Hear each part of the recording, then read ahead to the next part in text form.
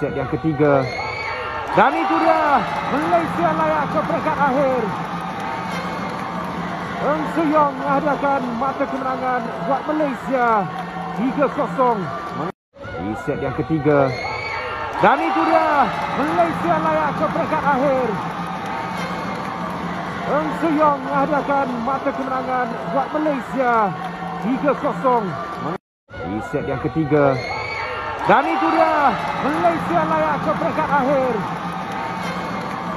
Eng Suyong menghadiahkan mata kemenangan buat Malaysia 3-0 di set yang ketiga.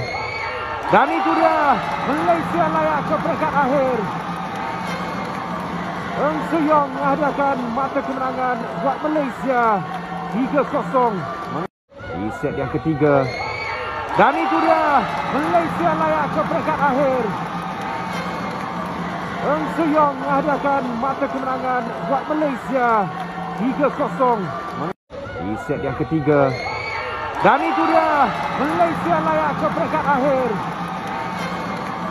Eng Suyong menghadiahkan mata kemenangan buat Malaysia 3-0